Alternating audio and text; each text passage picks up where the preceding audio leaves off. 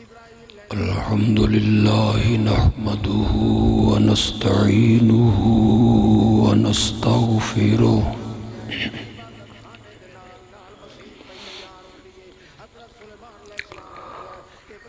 ونعوذ بالله من شرور أنفسنا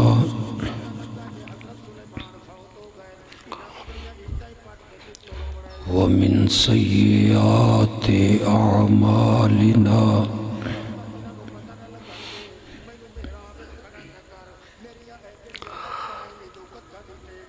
من يهده الله فلا مضل له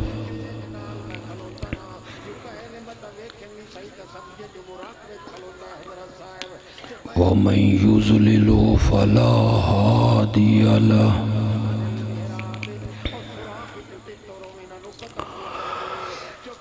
وأشهد أن لا إله إلا الله وحده لا شريك له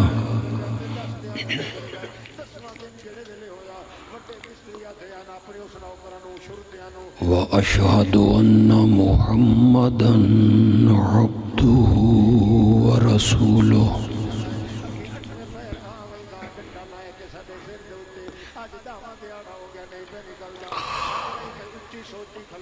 أما بعد فأعوذ بالله من الشيطان الرجيم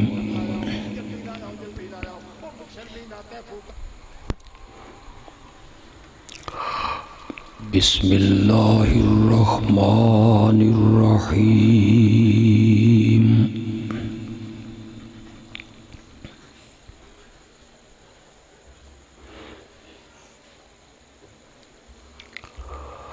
أولئك على هدى من ربهم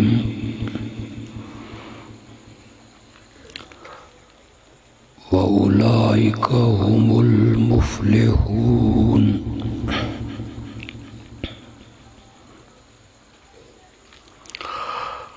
اللهم صل على سيدنا ومولانا محمد النبي الأمي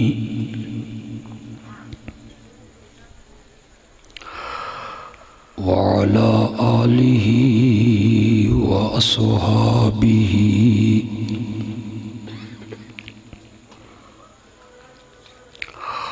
وأزواجه وأهل بيته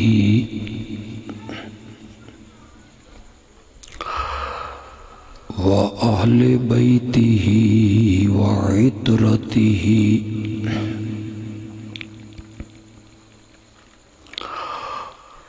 وبارك وسلم ثم صل عليه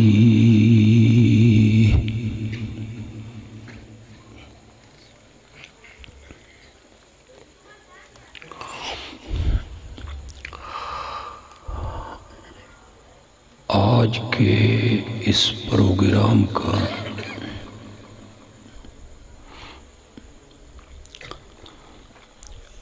جو عنوان اور موضوع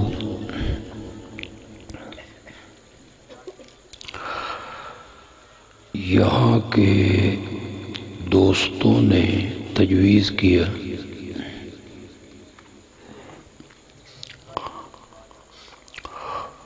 وہ ہے عظمت صحابہ۔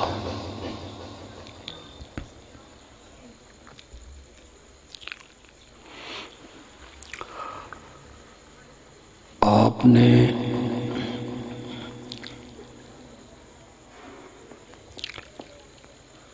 میری گفتگو کو توجہ سے سنا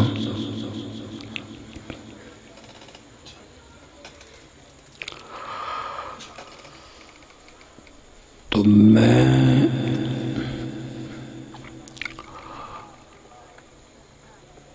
عظمت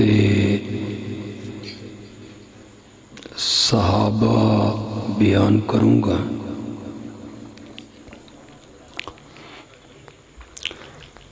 لیکن خاندان علی المرتضیٰ کی نسبت سے بیان کروں گا۔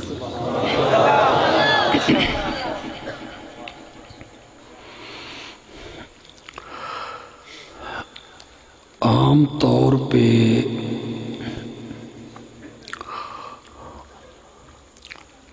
یہ پروپیگنڈا کیا جاتا ہے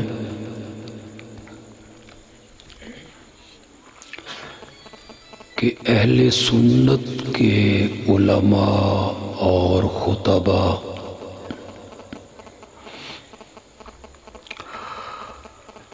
یہ خاندان حیدر کرار کا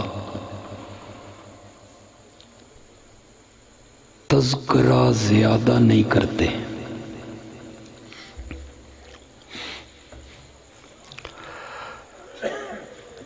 جبکہ حقیقت یہ ہے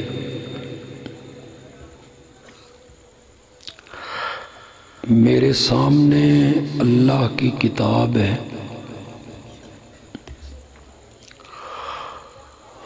اور میں بڑی مقدس مسند پہ ہوں۔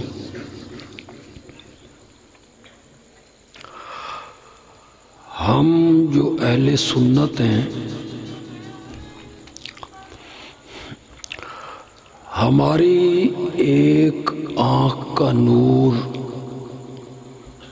صدیق اکبر ہے اور دوسری آنکھ کا نور حیدر کرار ہے۔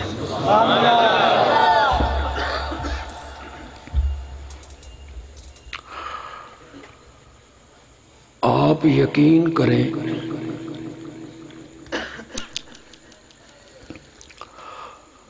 ہم جتنی عزت اور جتنا احترام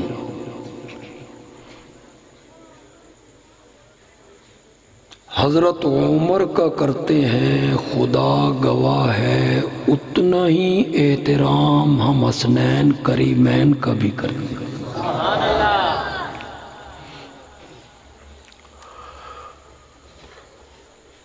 ہماری نگاہوں میں جو قدر و منزلت سیدہ عائشہ کی ہے، میرا اللہ گواہ ہے وہی قدر و منزلت ہمارے دلوں میں سیدہ فاطمہ کے لیے بھی۔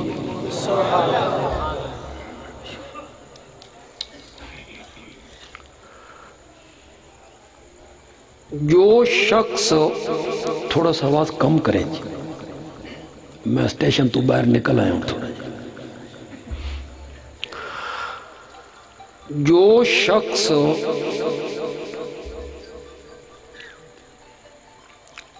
بالکل تصنع نہیں، بناوٹ نہیں، یہاں سے آواز نکل رہی ہے، یہاں سے جو شخص حضرت علی رضی اللہ تعالی عنہ کی ادنا سی توہین کرتا ہے، اہل سنت کہلانا تو دور کی بات ہے، اسے مسلمان کہلانے کا بھی حق حاصل نہیں۔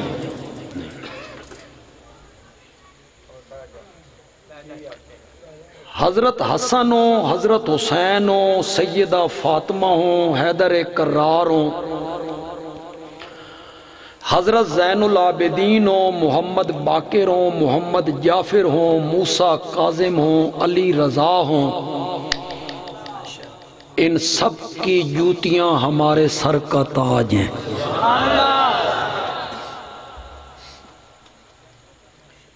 یہ سب ہماری آنکھوں کا نور ہیں اور یہ سب ہمارے دل کا سرور ہے، چین ہے ہمارے دل کا یہ سب۔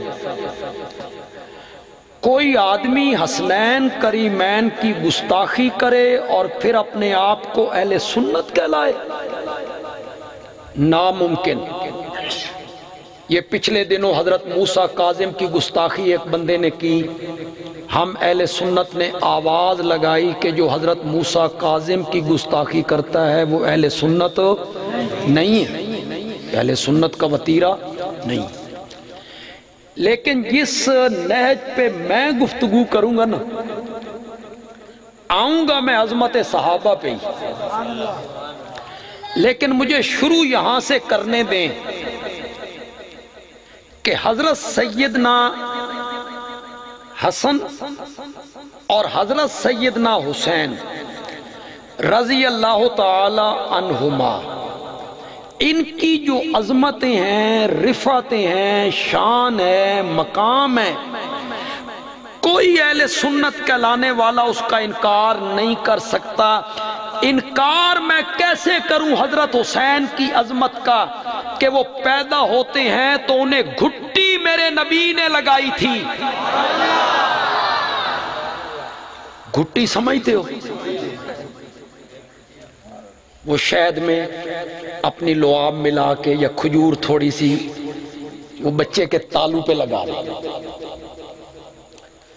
تو آپ اپنے بچوں کو گھٹی لگاتے ہیں تو کیا کرتے ہیں؟ کوئی نیک بندہ ویکھو، کوئی بزرگ عورت ویکھو، پھر وہ کہتے ہیں کوئی حوصلے والا بندہ ویکھو، بچے ہوتے اثر ہوندا گھٹی دا۔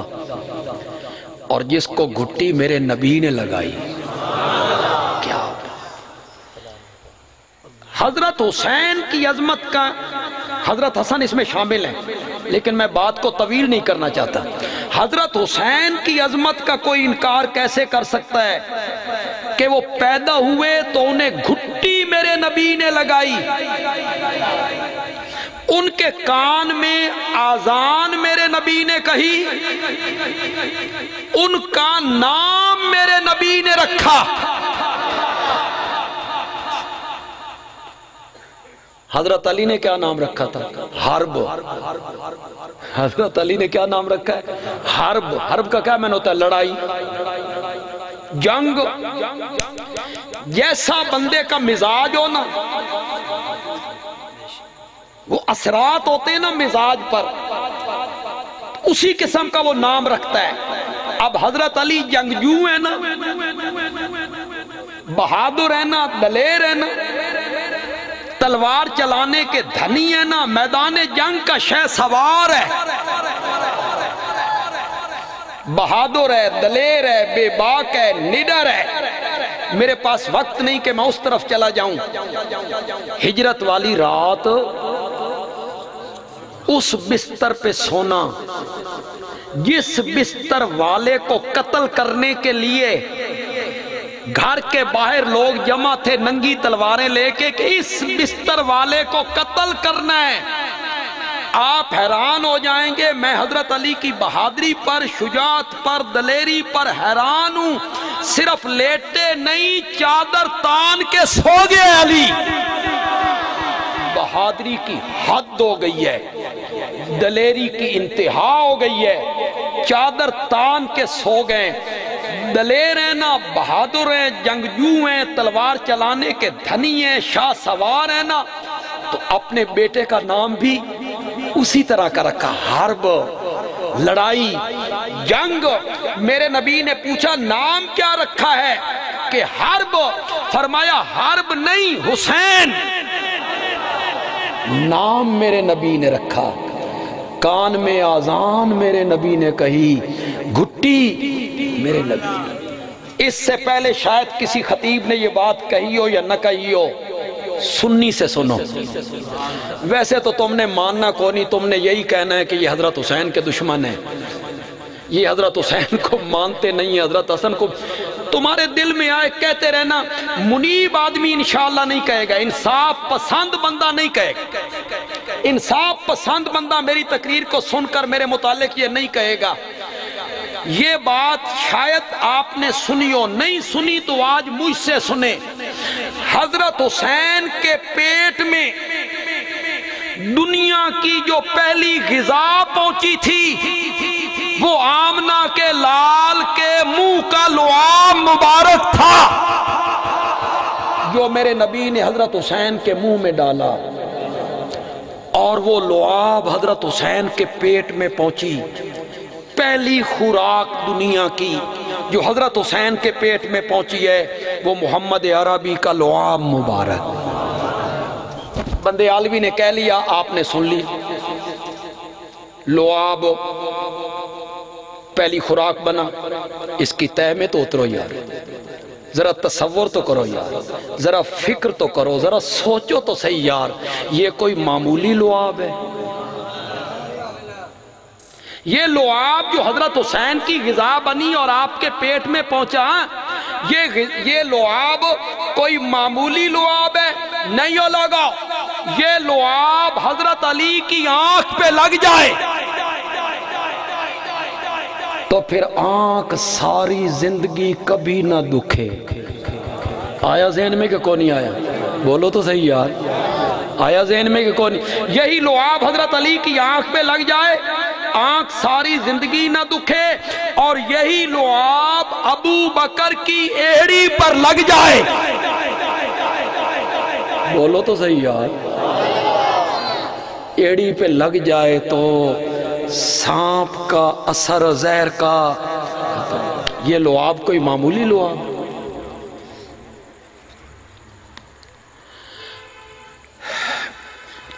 علماء بیٹھے، حضرت مفتی صاحب بیٹھے، یہ جو ہے نا غار میں گئے اور سوراخ تھے اور ٹاکیوں سے بند کیے، ایک سوراخ رہ گیا اس میں ایڑی رکھ دی، اس میں سانپ تھا اس نے ڈنگ مارا، یہ حدیث میں کوئی نہیں، یہ واقعہ حدیث میں کوئی نہیں، تاریخ میں، کس میں؟ تاریخ۔ حدیث میں ہوتا تو میں لب کشائی نہ کرتا، میری جرت ہے، ایک چیز حدیث میں آ جائے تو میں اس پر لب کشائی کرتا۔ اور یہ جو تاریخ ہوتی ہے نا، یہ سمجھنے والے کا نظریہ ہوتا ہے، یوں سمجھ لے یا کوئی کفر اسلام کا مسئلہ نہیں ہوتا، کوئی بندہ گمراہ نہیں ہوتا۔ کچھ لوگوں نے کربلا کو یوں سمجھ لیا، ہم نے یوں سمجھ لی، دونوں میں سے کافر کوئی نہیں، گمراہ کوئی نہیں، اپنی اپنی سوچ ہے، تاریخ کو اس طرح سمجھ لو یا اس طرح سمجھ۔ بندے عالوی نے کیسے سمجھا؟ اب میرے مخاطب صرف اہل سنت ہیں، بندے عالوی نے اسے کیسے سمجھا؟ لوگ کہتے ہیں سانپ نے ڈنگ مارا، میں کہتا ہوں نہیں، میرے نبی جب غار میں آئے نا تو یہ سانپ بے قرار ہوا، نبوت کے چہرہ پر انوار کو دیکھنے کے لیے سانپ بے قرار ہوا نا، تو رب نے کہا میرے نبی کے چہرے تک جانا چاہتا ہے تو ابو بکر کے قدم چوم کے آ۔ ابو بکر کے قدم نہیں چومنے تو پھر تو نے محمد عربی تک بھی نہیں پہنچنا ہے، جس نے محمد عربی تک پہنچنا ہے وہ ابو بکر کے قدم چوم کے آئے۔ یہ لعاب کوئی معمولی لعاب ہے؟ حضرت علی کی آنکھ پہ لگ جائے تو آنکھ ساری زندگی نہ دکھے، ابو بکر کی ایڑی پہ لگ جائے تو سانپ کے زہر کا اثر ختم ہو جائے۔ میرا نبی یہ لعاب کڑوے کنویں میں ڈال دے تو کڑوا کنواں ہی میٹھا ہونے لگ جائے۔ یہ لعاب کوئی معمولی لعاب نہیں ہے۔ حضرت حسین کی قسمت میں تھا کہ ان کی پہلی غذا محمد عربی کا لعاب بنا تھا۔ گھٹی میرے نبی نے لگائی، آذان میرے نبی نے کہی، نام میرے نبی نے رکھا، ان کے منہ میں لعاب میرے نبی نے ڈالا، افتح فاک یا بنیا۔ حضرت حسین سمجھتے تو نہیں ہوں گے، بچے تھے، لیکن لفظ کتنے خوبصورت ہیں، افتح فاک یا بنیا، میرے پیارے بیٹے اپنا منہ کھولو نا۔ معلوم ہوتا ہے حسین جھولی میں ہے، حسین میرے نبی کی جھولی میں ہے، افتح فاک یا بنیا، میرے پیارے بیٹے منہ کھولو نا۔ حسین نے منہ کھولا، میرے نبی نے اپنی لعاب حسین کے منہ میں ڈال، کیوں بھائی؟ جڑے نانے بیٹھے ہو، نانے دوترے آلے کوئی ہے وہ کہ سارے جوان ہی ہوں؟ کوئی مانتا ہے اپنے آپ کو نانا کہ کوئی نہیں؟ دوتریاں نال کیڑا پیار ہوندا؟ کیوں بھائی؟ یہ تو لگتا تو ان کو نہیں پیارے۔ دوترے کیڑے پیارے ہوندے؟ یہ کسی نانے سے پوچھو نا کہ نواسے تے دوترے کیڑے پیارے ہوندے؟ ہر نانے واسطے دوترا پیارا ہے، تے جس دا دوترا حسین ہوئے تو میرے نبی کو پیار کتنا ہوگا، محبت کتنی ہوگی؟ اس محبت کو ذرا دیکھیے گا۔ ایک اور روایت سنانے لگا ہوں۔ میرے آقا حضرت حسین رضی اللہ تعالیٰ عنہ کی زبان کو اپنے منہ میں لے کر اس طرح چوسا کرتے تھے جس طرح عرب کے لوگ کھجور کی گٹھلی چوسا کرتے ہیں۔ یہ ہیں حضرت حسین کی عظمتیں، یہ ہیں ان کی رفعتیں، یہ ہیں خاندان علی کی رفعتیں۔ سیدہ فاطمہ کی رفعت کیا رفعت ہے جی؟ میرا نبی سب سے اعلیٰ ہے، میرا نبی سب سے اولیٰ ہے، میرا نبی سب سے افضل ہے، میرا نبی سب سے برتر ہے، میرا نبی سب سے بالا قدر ہے، میرے نبی کے دروازے کا دربان جبریل امین بنتا ہے، میرے نبی کے گھوڑے کی رکاب، سواری کی رکاب جبریل تھامتا ہے، جبریل تھامتا ہے اس رکاب کو۔ میرے نبی کے دروازے کا دربان ہے جبریل۔ کیا رفعتیں ہیں، کیا بلندی ہے، کیا شان ہے۔ لیکن جب سیدہ فاطمہ رضی اللہ تعالی عنہ تشریف لاتی ہیں تو یہ عظمتوں والا نبی بھی اس کے استقبال کے لیے کھڑا ہو جایا کرتا ہے، ان کے ماتھے کو بوسہ دیتا ہے، انہیں اپنی چادر پہ بٹھاتا ہے۔ حضرت فاطمہ کی رفعتوں کا کیا کہنا، حضرت علی کی رفعتوں کا کیا کہنا۔ حضرت علی کی جو بلندیاں ہیں، جو رفعتیں ہیں، لوگوں نے تو صرف ایک رفعت آپ کو بتائی، بستر پہ سوئے تھے۔ ہجرت والی رات حضرت علی نبی کے بستر پہ سوئے تھے۔ بندیالوی کہتا ہے یہ بڑی عظمت کی بات ہے کہ حضرت علی میرے نبی کے بستر پہ سوئے تھے، لیکن حضرت علی کی کوئی ایک عظمت ہے نہیں ہو لوگو۔ حضرت علی کی ایک عظمت جو آج بندیالوی بیان کرنا چاہتا ہے، وہ ایسی عظمت ہے جو حضرت ابو بکر کو بھی حاصل نہیں، حضرت عمر کو بھی حاصل نہیں، حضرت عثمان کو بھی حاصل نہیں، طلحہ و زبیر کو بھی حاصل نہیں، کسی صحابی کو وہ عظمت حاصل نہیں جو حیدر کرار کو حاصل ہے۔ اور وہ عظمت یہ ہے کہ حیدر کرار کی پرورش نبوت کی گود میں ہوئی ہے۔ یہ حضرت علی کی عظمت۔ انہیں کس نے پالا تھا؟ بولو تو صحیح یار، کس نے پالا تھا؟ کس نے پرورش کی تھی؟ کن کے گھر میں پلے تھے؟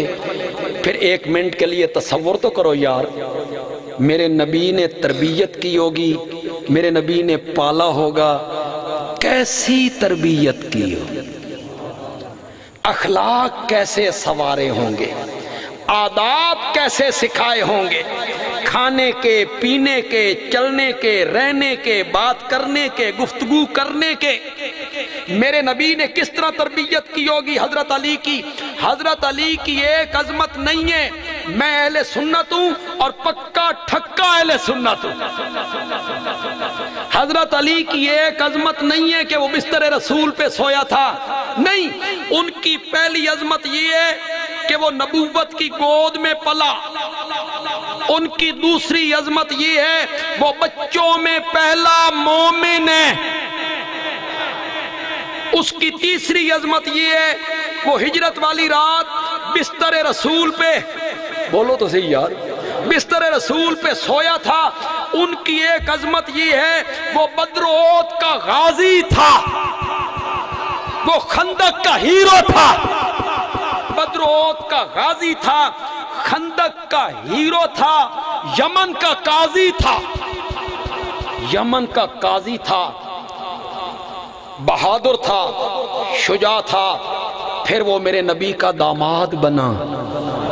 میرے نبی نے اپنے لخت جگر اس کے حوالے کی، اس کے نکاح میں میرے نبی کی بیٹی ہے، پھر وہ مومنوں کا چوتھا خلیفہ ہے۔ حضرت علی کی کوئی ایک عظمت ہے؟ حضرت علی کی بہت ساری عظمتیں ہیں، حضرت حسین کی بھی عظمتیں ہیں، حضرت حسن کو بھی عظمتیں حاصل ہیں، سیدہ فاطمہ کو بھی عظمتیں حاصل ہیں۔ اب آیا ہوں میں اپنی بات پر، اگر میں ساری تمہید باندھ چکا ہوں تو خدا کے لیے ایک دفعہ ذہن میرے حوالے کیجئے، جو آج میں حضرت حسین کی عظمت بیان کرنا چاہتا ہوں نا، کسی نے نہیں کی ہوگی، اس نقطے پر بات کسی نے نہیں کی ہوگی۔ بندیال بھی اس نقطے پہ بات کرنا چاہتا ہے۔ حضرت حسین کی جتنی عظمتیں ہیں میں نے بیان کی، گھٹی میرے نبی نے لگائی، بے شک تو کہتے جاؤ، کان میں اذان میرے نبی نے کہی، نام میرے نبی نے رکھا، لعاب ان کے منہ میں ڈالا، ان کی زبان کو میرے نبی نے چوسا، انہیں اپنے کاندھے پہ سوار کیا۔ یہ جتنی عظمتیں حضرت حسین کی ہیں یہ ثانوی درجے کی ہیں۔ اے ان ثانوی دا لفظ تھوڑا جہا اوکھا نکل گیا، تو آکھو جی ثانوی کس نال کھادا جاندا جی؟ یہ ثانوی کی ہوندا؟ ثانوی کہتے ہیں دوسرا درجہ۔ کیا ثانوی کس کو کہتے ہیں؟ یہ ساری عظمتیں دوسرے درجے کی ہیں، یہ ساری عظمتیں ثانوی درجے کی ہیں۔ کھٹی میرے نبی نے لگائی، عظمت ہے دوسرے درجے کی ہے۔ آذان میرے نبی نے کہی کان میں، عظمت ہے ثانوی درجے کی ہے۔ نام میرے نبی نے رکھا، عظمت ہے ثانوی درجے کی ہے۔ کاندھے پہ چڑھایا، عظمت ہے ثانوی درجے کی ہے۔ بندیالوی کہتا ہے یہ حضرت حسین کی ساری عظمتیں ثانوی درجے کی ہیں۔ ان کی پہلی عظمت یہ ہے کہ وہ میرے محمد کا صحابی ہے۔ یہ ہے حضرت حسین کی اصل عظمت۔ وہ میرے نبی کا کیا ہے؟ بولو زور سے بولو، زور سے بولو، یہ ہے اصل عظمت۔ ہاں اب آپ یوں کہیں، ہمارے عربی میں کہتے ہیں نور علی نور، جو میں آکھ رہے ہیں وہی سمجھنا، نور علی نور، نور پر نور، روشنی پر روشنی۔ اس کو آپ اردو میں کہتے ہیں سونے پر سہاگا، سونے پر سہاگا۔ آپ کہیں گے صحابی رسول بھی ہے، پھر سونے پہ سہاگا یہ ہے اسے گھٹی میرے نبی نے لگائی۔ لیکن اصل عظمت کیا ہے؟ زور سے بولو، حضرت حسین کی اصل عظمت کیا ہے؟ حضرت علی کی اصل عظمت کیا ہے؟ حضرت حسن کی اصل عظمت کیا ہے؟ یہ سب ثانوی درجے کی عظمتیں ہیں۔ اصل عظمت ہے صحابی ہونا، صحابی ہونا۔ میں نے کئی جگہوں پہ یہ بات سنائی، دن 9 محرم کے دن بھی میں نے یہ بات سنائی لوگوں کو کہ میں بھکر کے علاقے میں گیا، کچے کے علاقے میں، تو ایک عورت جلسہ کروانے والی تھی۔ عورت، اس نے کہیں میری تقریر سنی، سرکاری ملازم تھی، اس نے جلسہ رکھ لی۔ سامنے جو بندے کیے ہوئے تھے وہ غریب لوگ تھے، نوجوان تھے چند، تو این جلسے کے دن نا جس جگہ پہ جلسہ نہیں تھا لوگوں نے شکایت کر کے پابندی لگا، یہاں جلسہ نہیں ہو سکتا، ہم نہیں کرنا۔ اب وہ بڑے پریشان ہوئے، تو وہ جو نوجوان تھے نا 3-4 جلسہ کروانے والے، ان کی برادری جو تھی وہ اہل تشیع تھے، برادری کے لوگ جو تھے نا وہ اہل تشیع تھے، تو آپس میں ان کی میل جول تھی، آنا جانا، برادری جو تھی، تو وہ اہل تشیع کے پاس گیا، بھئی ساڑھے مسئلہ بن گیا تے جلسہ سی کروانا چاہندے ساں تے پابندی لگ گئی اس جگہ تے ہور جگہ کو نہیں تے تسی ساڑھا جلسہ کرواؤ۔ انہوں نے کہا ٹھیک ہے کروا دینے، آ کون رہا؟ انہوں نے میرا نام لیا، انہوں نے کہا ٹھیک ہے کرائیں آپ جلسہ۔ جلسہ انہوں نے کروایا، جناب جس جگہ پہ وہ سٹیج لگا ہوا تھا اوپر جھنڈا لگا ہوا، انہوں نے کہا جلسہ بھی کروائیں گے، سنیں گے بھی صحیح۔ اب میرے لیے مسئلہ بن گیا، بے وچوں وچوں نکل جاؤں تے جے میں کوئی گل کراں تے یہ آکھن کہ چنگا جلسہ کروایا. اللہ نے میرے ذہن میں یہی مضمون ڈالا جو آج میں یہاں بیان کر رہا ہوں. بس میں نے حضرت حسین کی عظمت سے بات کو شروع. پھر داد دینا تو وہ جانتے ہیں، ہاتھ بلند کر کر کے داد دے، جس تسی گوڑیاں سر دے کے دیں دے ہو، تسی سنی جڑے ہو نا، گوڑیاں سر دے کے تسی کر دے. بڑی داد دی انہوں نے. حضرت حسین رضی اللہ تعالیٰ عنہ کا میں نے تذکرہ کیا عظمت. پھر میں نے جب یہ بیان کیا نا کہ حضرت حسین کی اصل عظمت کیا ہے، اصل عظمت گھٹی کا لگنا نہیں ہے، اصل عظمت کان میں آذان کا کہنا نہیں ہے، اصل عظمت کاندھوں پہ چڑھنا نہیں ہے. اصل عظمت حضرت حسین کی یہ ہے کہ وہ میرے نبی کا صحابی ہے. وہ میرے نبی کا کیا ہے؟ آپ کہیں گے یہ کیسے اصل عظمت ہوئی؟ میں کہوں گا یہ اس لیے اصل عظمت ہوئی کہ صحابی ہونا، میرے نبی کا صحابی ہونا اتنی عظمت کی بات ہے کہ پچھلی ساری امت مل کر بھی ایک دوسرے کے اوپر نیچے کھڑے ہوتے چلے جائیں، صحابی کے پاؤں کے تلوے کو بھی کوئی ہاتھ نہیں.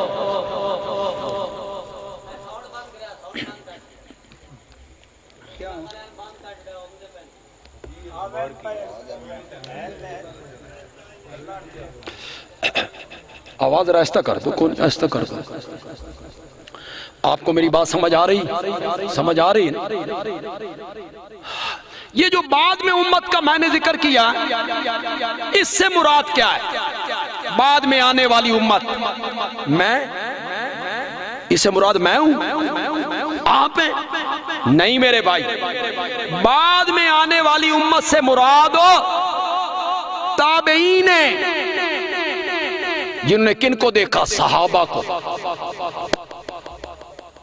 تبع تابعین ہیں. بعد میں آنے والی امت سے مراد ائمہ مجتہدین ہیں، ان میں امام اعظم امام ابو حنیفہ، ان میں امام مالک، امام احمد ابن حنبل، امام شافعی، امام محمد، امام ظفر، امام ابو یوسف. اس میں مفسرین بھی ہیں، محدثین بھی ہیں. ان میں شیخ عبد القادر جیلانی، اس میں با یزید بستامی، اس میں معین الدین چشتی، اس میں علی حجویری، اس میں سلطان باہو. یہ سارے اولیاء، اتقیاء، اصفیاء، علماء، شہداء، ائمہ، مفسرین، محدثین، یہ سارے مل جائیں، کسی صحابی کے قدموں کے تلووں کو بھی ہاتھ نہیں. ساری امت مل کے کسی صحابی کے مرتبے کو نہیں پہنچ سکتی. تو حضرت حسین کی اصل عظمت کیا ہے؟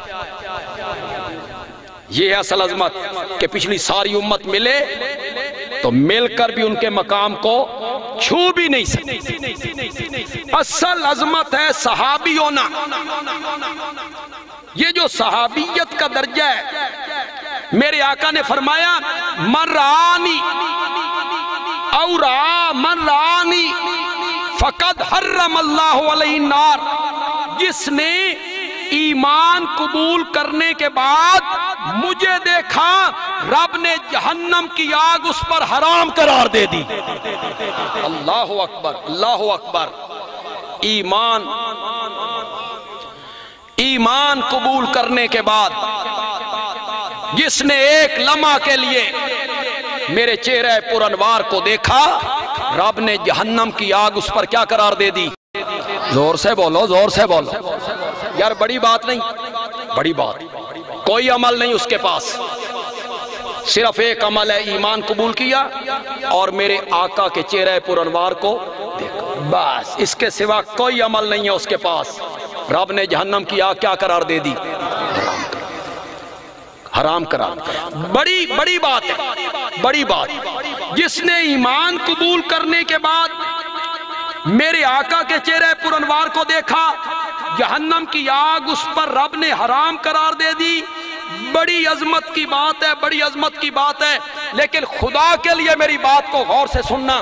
میرے آقا نے بات کو اور آگے بڑھایا اور میرے آقا نے فرمایا اور مرانی، جس نے مجھے دیکھا جہنم کی آگ اس پر بھی حرام ہے، اور جس نے میرے دیکھنے والے کو دیکھا جہنم کی آگ اس پر بھی حرام ہے۔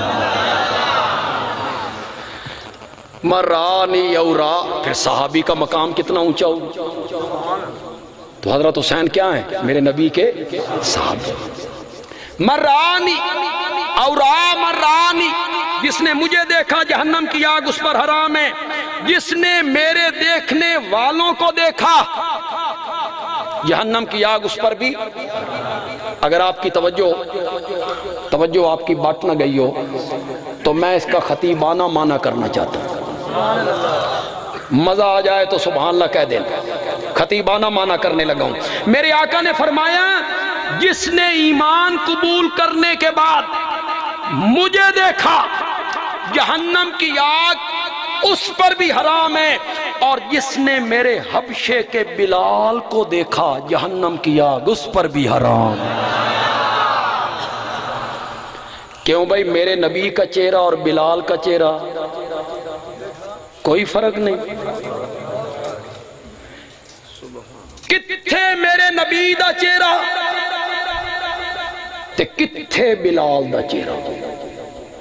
خدا دی قسم نسبتی کوئی نہیں۔ کہاں میرے نبی کا چہرہ اور کہاں بلال کا چہرہ، دونوں کے درمیان نسبتی کوئی نہیں، نسبتی کوئی نہیں۔ میرے نبی کا چہرہ وہ چہرہ ہے توجہ آپ کی۔ اگر آپ کی توجہ تھوڑی سی بٹ گئی نا، میں پٹری سے تھوڑا سا اتر جاؤں گا یار، مزہ نہیں آئے گا۔ لطف بڑا آ رہا ہے لیکن آپ کی توجہ رہنی چاہیے، آپ کی توجہ رہنی چاہیے۔ میرے نبی کا چہرہ ایسا چہرہ ہے جو زمین پہ بیٹھ کے آسمان کی طرف اٹھا دیتا ہے تو رب قبلے تبدیل کر کے رکھ دیا کرتا ہے۔ میرے نبی کا چہرہ کوئی معمولی چہرہ ہے؟ میرے نبی کے چہرے کو دیکھ کے لوگ کلمہ پڑھنے لگ جاتے ہیں، کلمہ پڑھنے لگ جاتے ہیں۔ کہاں میرے نبی کا چہرہ اور کہاں بلال کا چہرہ؟ میرے آقا نے فرمایا جس نے مجھے دیکھا جہنم کی آگ اس پر بھی حرام ہے، اور جس نے میرے بلال کو دیکھا جہنم کی آگ اس پر۔ صحابیت کا درجہ کوئی معمولی درجہ ہے؟ حدیث میں آتا ہے جب میرے آقا مدینے میں تشریف لائے تو مدینہ کے گردا گرد دھوم مچ گئی۔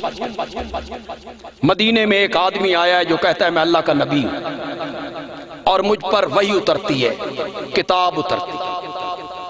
کچھ لوگ کہتے ہیں یہ سچا ہے، کچھ لوگ کہتے ہیں نہیں یہ جھوٹ بولتا ہے، الیاذ باللہ الیاذ باللہ۔ تو یہ دھوم مچی نا سارے گاؤں میں، ڈیروں پر، ارد گرد کے قصبے۔ تو ایک گاؤں کے لوگ اکٹھے ہوئے اور انہوں نے اپنے میں سے ایک سیانے بندے کو، بزرگ بندہ، سیانہ بندہ، سمجھدار بندہ، اسے کہا تو آپ مدینے جا تے آپ جا کے تحقیق کر کہ حقیقت حال واقعی وہ سچا ہے تو کلمہ پڑھتی ہیں، اور جس طرح لوگ کہتے ہیں الیاذ باللہ کہ وہ غلط ہے تو ٹھیک ہے، پھر اس کو کیسا ماننا؟ وہ جو جٹ تھا نا، جٹ، وہ آیا مدینے میں، مسجد نبوی میں آیا نا، تو آ کے صحابہ میں سے وہ کہتا ہے تم میں محمد کون ہے صلی اللہ علیہ وسلم۔ اس جٹ کے سوال سے آپ کو کوئی بات سمجھ آئی کہ ساریاں میں سمجھانیاں تو یہ جٹ پوچھتا ہے تم میں محمد کون ہے؟ لگتا یوں ہے کہ نبی پاک صحابہ میں یوں گھل مل کے بیٹھتے تھے، آنے والوں کو پتہ نہیں چلتا تھا ان میں مرشد کون ہے، مرید کون ہے۔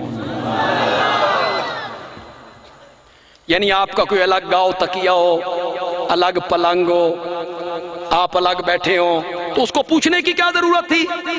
معلوم ہوتا ہے آپ صحابہ کے درمیان اس طرح گھل مل کے بیٹھے ہیں، آنے والوں کو پتہ نہیں چلتا نبی کون ہے، امتی کون ہے، مرشد کون ہے، مرید کون ہے، مالک کون ہے، غلام کون ہے۔ تم میں محمد کون ہے صلی اللہ علیہ وسلم؟ صحابہ نے کہا یہ بیٹھے۔ کئی کئی لوگ یار کتنے سمجھدار ہوتے، تسی یاد ہے نا، کئی کئی جٹا نو یہ پریوں دا ہوتے وہ جائل ہیں، ایک الجھی ہوئی ڈورے سلجھا دیتے، برادریوں دے رولے آنج مکا چھڑ دینے نا، بندہ حیران ہو جاتا۔ اس کی سمجھداری دیکھو، اس ذمہ دار کی جٹ کی سمجھداری دیکھو۔ اس نے میرے نبی کا کچھ بھی نہیں دیکھا، نہ بچپن دیکھا، نہ لڑکپن دیکھا، نہ جوانی دیکھی، نہ تجارت دیکھی، نہ شادی دیکھی، نہ غمی دیکھی، نہ سفر دیکھا، نہ حضر دیکھا، نہ گفتگو سنی، نہ معاملات میرے نبی کے دیکھے، کچھ بھی نہیں دیکھا، صرف چہرہ پرانوار کو دیکھا اور ایک لمحہ ضائع کیے بغیر کہا مجھے کعبہ کے رب کی قسم ہے یہ چہرہ جھوٹے کا چہرہ تو نہیں ہو سکتا، یہ چہرہ جھوٹے کا چہرہ نہیں ہو سکتا۔ اس نے کلمہ پڑھا، اس جٹ نے کلمہ پڑھا، کلمہ پڑھ کے اب میرے نبی کا چہرہ ہے نا، چہرہ پرانوار ہے۔ ایک سبحان اللہ ہی ہوندی ہے، بس کرو ذرا تھوڑا ہولی کرو سبحان اللہ، اپنے قریب والے لوگ سن لیں۔ یہ جو میں نے یار کہا ایک بات رہ گئی یار، جس نے مجھے دیکھا جہنم کی آگ اس پہ بھی آرام ہے، جس نے میرے دیکھنے والوں کو دیکھا جہنم کی آگ اس پر۔ ہمارے کئی دوست ہیں یار، وہ ہمارے متعلق کہتے ہیں نبی نو نور نہیں مندے، یہ نبی نو نور نہیں مندے۔ میں نے کہا او میرے بھائی، میرا نبی صرف نور ہے، میرا نبی تو منیر ہے، میرا نبی تو منیر ہے، میرا نبی صرف آپ نور نہیں ہے، میرے نبی نے جس کو چھو لیا اسے بھی نور بنا دیا ہے، جی جسے چھو لیا اسے بھی نور بنا دیا۔ اسی لیے تو فرمایا جس نے مجھے دیکھا جہنم کی آگ اس پہ بھی آرام ہے، اور جس نے میرے دیکھنے والوں کو دیکھا جہنم کی آگ جس کو میرے نبی نے چھو لیا، جس نے میرے نبی کا کلمہ پڑھ لیا، اس کو بھی اتنا اعلیٰ کر دیا کہ اس کے چہرے کو دیکھنے والوں پہ جہنم کی آگ کیا ہو گئی۔ کلمہ پڑھنے کے بعد کہتا ہے یا رسول اللہ میں لمبیاں چوڑیاں گلاں نہیں جاندا، من کوئی نکی جئی گل دسو میں اس دے تے عمل کراں، رب جنت کے دروازے کھول دے، رب جنت کے دروازے کھول دے۔ آپ نے فرمایا کلمہ تو وہ پڑھ چکا تھا، ایک رکن تو پورا ہو گیا کلمے والا، آپ نے فرمایا 5 وقت کی نماز پڑھا کر، رمضان کے روزے رکھا کر، زکوٰۃ مال پہ آ جائے تو زکوٰۃ ادا کیا کر۔ یہ 3 چیزیں بتائیں۔ حج ابھی تک فرض نہیں ہوا تھا، جب وہ آیا تھا تو حج فرض نہیں ہوا تھا، آپ نے حج کا ذکر نہیں کیا۔ 5 وقت کی نماز بس، نفل تہجد کوئی آپ نے نہیں بتایا اس 5 وقت کی نماز، فرضی روزے رمضان، مال کی زکوٰۃ، صدقہ خیرات عطیے نہیں، نفلی روزے آپ نے ذکر نہیں کیا، صرف فرض بتائے۔ 5 وقت کی نماز، مال میں زکوٰۃ، رمضان کے۔ مجھ سے آپ تشریح نہ کروائیں کہ میں ہر بات کی تشریح کر کے جاؤں، جو بزرگ نے اس کے جواب میں بات کی نا، تھا تو وہ جٹ اور آیا بھی پہلی مرتبہ تھا، لیکن بات بڑی گہرائی کی کر کے، خدا کی قسم ہمارے لیے بڑا سبق، ہمارے لیے بڑا سبق۔ اگر آپ کو سمجھ آ جائے نا کہ اس کی بات میں کتنا وزن ہے، اگر آپ کو سمجھ آ جائے تو سبحان اللہ کہہ دینا۔ جب آپ نے اسے بتایا یہ کام کر، تو وہ جواب میں کہتا ہے واللہ لا ازید ولا ھذا ولا انقص منہ، مجھے کعبہ کے رب کی قسم ہے جو کچھ آپ نے کہا ہے وہی کچھ کروں گا، نہ اس سے بڑھاؤں گا نہ گھٹاؤں گا۔ پتہ نہیں کوئی سمجھے ہو کہ نہیں سمجھے یار، انہیں ہی سبحان اللہ چھڑیا جائے دین وہی ہے جس پر میرے نبی کی مہر ہے، جس پر میرے نبی کی مہر نہیں، وہ جتنا ہی خوبصورت کام کیوں نہ ہو وہ دین نہیں۔ دین پر بڑھانا یہ بھی جائز نہیں، اور گھٹانا یہ بھی جائز۔ ہر اچھی چیز نظر آئے، خوبصورت نظر آئے، ثواب والا کام نظر آئے، کرنے لگ جاؤ جی دین ہے؟ نہیں نہ۔ یہ جو ہماری پارلیمنٹ ہے، قومی اسمبلی، اس کا کیا کام ہے؟ آئین بنانا، دستور بنانا، اس میں ترمیم کرنا، یہ کام ہے۔ تو سچی سچی گل کرو، یہ جڑے قومی اسمبلی دے ممبر نے، انہاں نالوں پڑھے لکھے زیادہ لوگ باہر موجود نہیں؟ یہ بیچارے کی پڑھے ہوئے؟ باہر بڑے بڑے برسٹر بیٹھے ہیں، بڑے بڑے انجینئر بیٹھے ہیں، بڑے بڑے علماء بیٹھے ہیں۔ اب باہر بیٹھا ہوا بندہ کہے نہیں میں بھی دستور بنانا، میں بھی آئین دی شک بنانی ہے، بنا سکتا ہے؟ کیوں؟ اتھارٹی کس کے پاس ہے؟ اور میرے بھائیوں، کیا کام دین ہے، کیا کام دین نہیں، اس کی اتھارٹی ہے عرش والے کے پاس اور آمنہ کے لال کے پاس۔ ہر بندے کے پاس اتھارٹی نہیں ہے کہ میں کہوں یہ بھی کام دین ہے، یہ بھی کام دین ہے، یہ بھی کام دین ہے، نہیں۔ دین وہی ہے جس پر میرے نبی کی مہر ہے، جو میرے نبی نے کیا، کرنے کا حکم دیا، صحابہ نے کیا، وہ دین ہے۔ ہمارے کئی دوست ہیں، ان کو منع کیا جائے یہ کام کرتے ہو یار، اس کا ثبوت کوئی نہیں، دین میں تم نے اضافہ کر دیا ہے، تو وہ ہمیں جواب میں کہتے ہیں ساڑھے کول کرن دی دلیل تے کوئی نہیں، نہ کرن دی تساں دیو۔ انہا للہ۔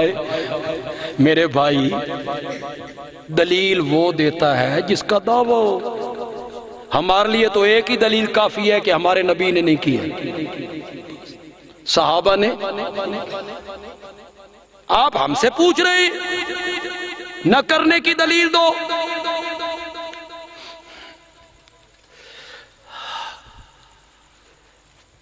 یہ ابھی جلسہ ختم ہو نا، پروگرام، آپ باہر نکلے نا تو کاریں باہر کھڑی ہیں، کاریں، کوئی کیری ڈبے، تو آپ ایک کار کے قریب سے گزرے، کیری ڈبے کے قریب سے، ایک بندہ آپ کو کہتا ہے یہ کار تیری ہے، آپ سے یہ کار تیری ہے؟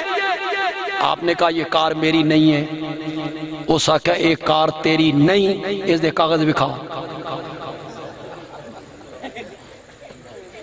وہ کہے گا وہ پاگل، کاغذ اس کول مانگ، جڑا دا میرے لیے تو ایک ہی دلیل کافی ہے کہ میری۔ اس میں یہ کہنا کہ دلیل دکھاؤ کہ منع کا نہیں، دین وہی بنے گا جس پر میرے نبی کی مہر ہوگی۔ جو کام جتنا ہی خوبصورت کیوں نہ ہو، دین نہیں بنے گا، نہیں بنے۔ اگر آپ کو سمجھ نہیں آئی، کوئی ضد نہیں، کوئی اناد نہیں، کوئی بغض نہیں، کم از کم میرے دل میں نہیں۔ سب میرے بھائی ہیں، سب ہمارے دوست ہیں، سب ہمارے بزرگ ہیں، سب ہمارے عزیز ہیں۔ اللہ ہم سب کو صراط مستقیم دکھا۔ کوئی فتویٰ نہیں، نہ لگانا چاہتا ہوں، نہ میں مفتی ہوں کہ میں فتویٰ کوئی لگاؤں، بالکل نہیں۔ سمجھانا چاہتا ہوں، کسی نوجوان کو میری بات سمجھ آ جائے تو میری نجات کے لیے کافی ہو جائے۔ ایک بندے نے 1000 روپے کا جعلی نوٹ بنایا، جعلی، کاغذ بھی خوبصورت، میرے اشارے سمجھے جانے، کاغذ بھی خوبصورت، رنگ بھی خوبصورت، پرنٹ بھی خوبصورت، کاغذ بھی سونا، رنگ بھی سونا، پرنٹ بھی سونا۔ وہ کانڈی وال کے دکاندار کے پاس گیا، سودا دے، اس نے 1000 روپے کا نوٹ دیا۔ دکاندار بڑے سمجھدار ہو گئے، اس نے مسل کے دیکھا، اس کیا نکلی ہے؟ خدا کے لیے میری بات غور سننی ہے، اس کیا نکلی ہے؟ نہیں چلتا۔ ایسا کیا نہ چلن دی دلیل دے، سمجھو کہ کوئی نہیں سمجھے؟ نہ چلن دی دلیل دے کاغذ سونا نہیں، نہ چلن دی دلیل دے رنگ سونا نہیں، نہ چلن دی دلیل دے پرنٹ سونا نہیں۔ دکاندار نے کہا پاگل، یہاں کاغذ پرنٹ رنگ نہیں چلتا، حکومت کی مہر چلتی ہے۔ بندیالوی کہتا ہے دین کے معاملے میں تیرے میرے بابے کی بات نہیں چلتی، محمد کی مہر چلتی ہے صلی اللہ ہو۔ جس پر میرے نبی نے مہر لگائی وہ دین ہے، وہ دین ہے، اس سے بڑھانا بھی دین نہیں، گھٹانا۔ یہ کیا ہوا کہ اچھا کام ہے بڑھا لو، اسے حرج کی، انا للہ ہے۔ کیوں بھائی؟ اے غور نال میں توڑے کو ایک مسئلہ پوچھن لگا تے ذرا غور نال جواب دینا۔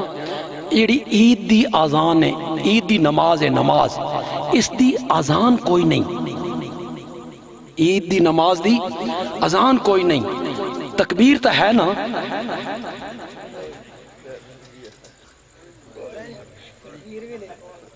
یہ ہونا دن میں پتا اسا پچھلی صفحہ چوبی تے ہوندی ہوئے۔ ہر جنازے میں نا، ہر جنازے میں پیچھے سے آواز آتی ہے استاد جی ذرا نیت دسنا، اسا نمے نمے مسلمان ہوئے ہیں۔ ہر جنازے میں نیت، ہر عید میں مولوی صاحب بتاتے ہیں بے اینج پڑھنی جے، پہلی رکعت ترائے تکبیرہ زائد، دوسری رکعت رکوع دے جان تو پہلا ترائے تکبیرہ۔ پیچھے جو حالت ہوتی ہے لوگوں، کوئی رکوع پہ ہو، سجدے پہ،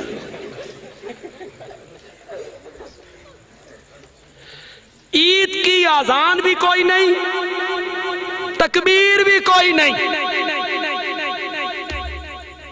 تکبیر بھی کوئی نہیں، آزان۔ جو آپ میں پڑھے لکھے لوگ بیٹھے ہیں تعلیم یافتہ، آزان کیوں کوئی؟ فلسفہ کیا ہے؟ فلسفہ بندیالی بتاتا ہے، شاید اس سے پہلے کسی نے نہ بتایا۔ فلسفہ یہ ہے، اللہ کہتے ہیں آج تیری خوشی کا دن ہے، آج تیری مسرت کا دن ہے، بھی عبارت، لیکن کوئی تو شدھ بدھ یار عربی نال ہوئے گی، کوئی تھوڑی جائی۔ میں کچھ اس انداز پڑھاں گا بھی تو سمجھ آ جائے، کچھ لفظ سمجھ آ جان، عربی سمجھ آ جائے تو جو مزہ عربی میں ہے نا، ترجمے میں وہ مزہ کیا ہے؟ علماء تو سمجھیں گے نا، جتنے علماء بیٹھے ہیں وہ ذرا سبحان اللہ کہیں۔ میرے نبی نے پاس بیٹھے ہوئے صحابہ سے کہا، وہ جا رہا ہے دروازے کی طرف، من سرہ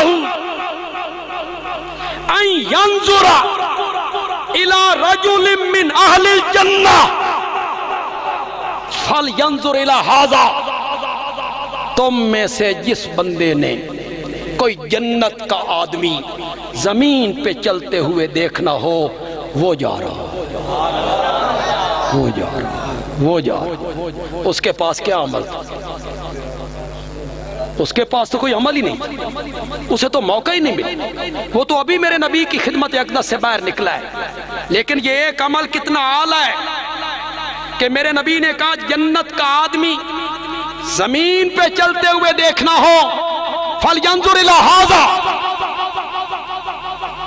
کسی حدیث میں آیا، اسی طرح کا ایک بندہ آیا، کلمہ پڑھا، واپس نکلا، اونٹ باہر بندھا ہوا تھا، کھولا، اس کے اوپر بیٹھا، کجاوے سے گرا، اس کی گردن پھنس گئی، کجاوے فوت ہو گیا۔ کوئی عمل نہیں اس کے پلے، صرف ایمان ہے، میرے پیارے پیغمبر کے چہرے پر انوار کی زیارت، بس۔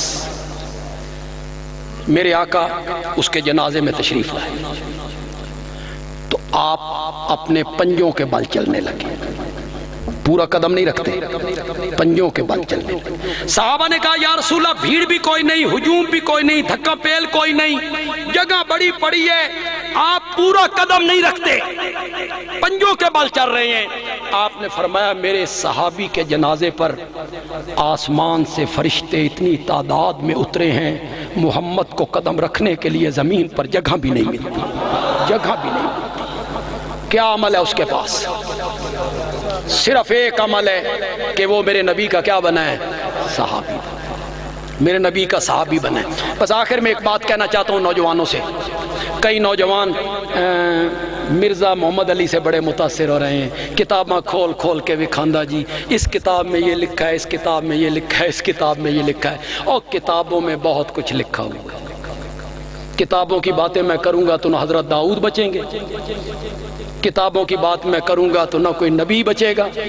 کتابوں کی بات کیا ہوتی ہے؟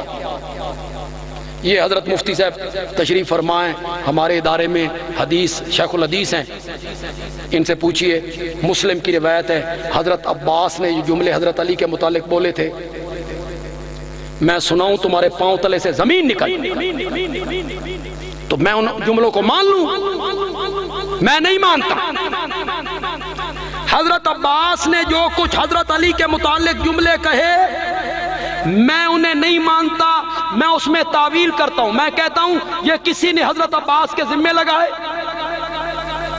اپنی بات ان کے منہ میں ڈالی، ان کے ذمہ لگا دیے، حضرت عباس یہ بات نہیں کہہ سکتے، نہیں کہہ سکتے، میں نہیں مانتا یہ بات، اس لیے کہ حضرت علی میرے نبی کا صحابی ہے، اور صحابہ کے متعلق قرآن کہتا ہے اولئک هم الصادقون، اولئک هم المتقون، اولئک هم المفلحون، اولئک هم الراشدون، اولئک هم المؤمنون حقا، اولئک هم المؤمنون حقا، اولئک حزب اللہ، اولئک حزب۔ میرا سونا اے یار تیرے نے تے فوج میری ہے، اللہ اکبر، اللہ حزب کا کیا معنی ہے؟ لشکر، یار تیرے نے تے فوج میری ہے، کیوں بھائی؟ اور لوگو پاکستان کی فوج ہے، اس کی وفاداری پر تنقید ہو سکتی کہ سرحدوں کے بارے میں یہ وفادار نہیں ہو سکتی، نہیں ہو سکتی، پاکستان کی فوج پر تنقید نہیں ہو سکتی، ان کی وفاداری پر، ملک دوستی پر، کہ یہ ملک کی سرحدوں کے محافظ ہیں، اس پر تنقید نہیں ہو سکتی، نہیں ہو سکتی، نہیں ہو سکتی۔ بندیالوی کہتا ہے اگر پاکستان کی فوج پر تنقید نہیں ہو سکتی تو رب کی فوج پر بھی تنقید نہیں ہو سکتی۔ صحابہ کس کی فوج ہے؟ اللہ کی فوج۔ بس میں ایک بات آپ کو کہنا چاہتا ہوں، پلے باندھ لو نوجوانوں، بندیالوی کی بات پلے باندھ لو، سارے اشکال ختم ہو جائیں گے۔ صحابہ تاریخی شخصیات نہیں ہیں، صحابہ قرآنی شخصیات ہیں۔ بس ہم نے صحابہ کو کتابوں کے ورقوں میں نہیں دیکھنا، ہم نے صحابہ کو قرآن کے صفحوں میں دیکھنا، ہم نے یہ دیکھنا ہے کہ قرآن صحابہ کے بارے میں کیا کہتا ہے۔ قرآن سارا صحابہ کی تعریفوں سے بھرا پڑا ہے۔ اللہ تعالیٰ عمل کی توفیق عطا فرمائے۔ الحمدللہ رب العالمین والصلاة والسلام علی سید الانبیاء والمرسلین وعلی آلہ واصحابہ اجمعین۔ ربنا آتنا فی الدنیا حسنہ وفی الآخرۃ حسنہ وقنا عذاب النار۔ اللہم یا ارحم الراحمین ارحم علینا۔ اس مدرسے کے لیے بھائی دعا کرو، اللہ اسے آباد و شاد رکھے، اللہ اسے اور زیادہ کامیابیاں عطا فرمائے۔ جو بچے یہاں پڑھ رہے ہیں اللہ تعالیٰ انہیں عملی زندگی میں کامیابیاں عطا فرمائے، ان بچوں کو اللہ قرآن کا حافظ بنا دے، اللہ ان بچوں کو دین کا عالم بھی بنا دے۔ آپ شدت کے اس موسم میں یہاں تشریف لائے، اللہ آپ کا آنا یہاں بیٹھنا قبول و منظور فرمائے۔ کوئی ضد نہیں تھی، کسی سے اناد نہیں، بڑی ہم نے اعتدال پسندانہ گفتگو کی ہے۔ اللہ تعالیٰ اس کو مؤثر فرمائے، اللہ تعالیٰ کسی کے لیے ہدایت کا ذریعہ بنا دے، اللہ ہم سب کو صراط مستقیم دکھا، اللہ ہم سب کو سیدھے رستے پہ چلائے، اور اللہ اس پر ہم سب کو استقامت عطا فرمائے۔ ملک عزیز پاکستان کے استحکام کے لیے، سالمیت کے لیے، سلامتی کے لیے دعا کیجیے۔ اللہ ہمارے ملک کو استحکام عطا فرمائے، سلامتی عطا فرمائے، سالمیت عطا فرمائے۔ جو لوگ یہاں فرقہ واریت کا ناسور پیدا کرنا چاہتے ہیں اور انتشار کی کیفیت پیدا کرنا چاہتے ہیں، اللہ ان کے عزائم کو خاک میں ملا دے، اللہ ان کے ارادوں کو خاک میں ملا دے۔ ہمارے ملک کے جتنے دشمن ہیں، بیرونی ہیں یا اندرونی ہیں، جتنے بھی دشمن ہیں، اللہ ہمارے ملک کے دشمنوں کو تباہ و برباد فرما دے، اللہ ان کے عزائم خاک میں ملائے، اور اللہ ہمارے ملک کو قیامت کی صبح تک قائم و دائم رکھے، قائم و دائم رکھے۔ یہ ملک ہمیں مال سے، دولت سے، آل اولاد سے، گھر بار سے، حتیٰ کہ اپنی عزتوں سے بھی زیادہ پیار ہے۔ وقت آیا تو ہم اپنی عزتوں تک کی بھی قربانی دیں گے اس ملک کے تحفظ کے، اس ملک کی سرحدوں کی حفاظت کے لیے، اس لیے کہ اس ملک کی چار دیواری میں ہم اپنی عزتیں بچا کے بیٹھے ہوئے ہیں، ہم اپنی عزتیں بچا کے بیٹھے۔ اگر خدا نہ خواستہ یہ ملک نہ رہا تو ہماری عزتیں بھی محفوظ ہو نہیں رہیں گی۔ یہ ملک بچنا چاہیے اور قیامت کی صبح تک اسے قائم دائم ہو رہنا چاہیے۔ وصلی اللہ تعالی علی خیر خلقی محمد وعلی آلہ واصحابہ اجمعین، آمین برحمتک یا ارحم الراحمین۔